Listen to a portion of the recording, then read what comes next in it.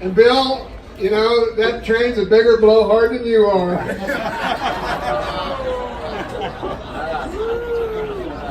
No offense intended. Thank you. Anyway, the fact that we're here is proof there is a God. Because our grandparents came here when Fort Lauderdale wasn't a city incorporated, when Broward County wasn't a county incorporated. 150 white people, 350 African and Native Americans living here, and it was just an outpost that had a stop on it with the Flagler Railroad that had just been completed a couple years earlier. They came down from East St. Louis, Illinois on a train, and to 10 acres they bought sight unseen for $20 an acre. And as Bill said, my granddad was a lawyer, my grandmother was an educator, and they came down here, I think, to hide out because they had left some circumstances back home, which I will not bore you with tonight. But it wasn't illegal or anything like that. It just was. They just needed to come someplace new. They were people of the Christian faith at the time they came. They helped start the first Christian church of Fort Lauderdale, which is now celebrating its 108th anniversary this year.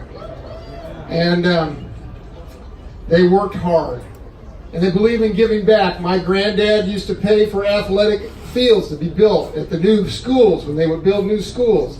He used to pay for the referees to go to the games, and when they made calls he didn't like, he reminded them how they got paid.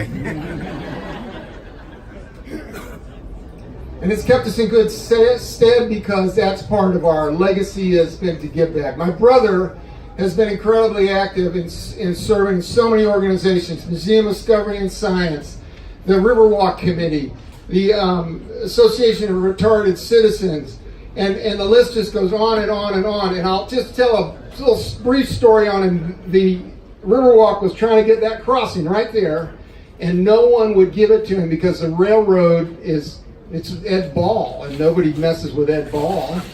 And so Bill mentioned Jim Scott. Jim Scott was the chairman of appropriations that year in the Florida Senate, and Austin called him up and said, "Jim, we got a problem. Riverwalk wants to get this crossing. FEC won't even return our calls, they won't answer our letters, nothing." So Jim said, "Well, they got a couple of bills here." He said, "I'll just put them here in the bottom drawer of my desk. And when they call me, we'll talk about the railroad crossing." About 3 weeks later, somebody from FEC called up and said, "What's going on with our bills?" He says, "What bills?"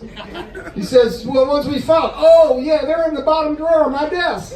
He says, "Why are they there, not moving forward?" He says, "Well, people in my hometown want to get a crossing, and you won't even return their calls or answer their letters."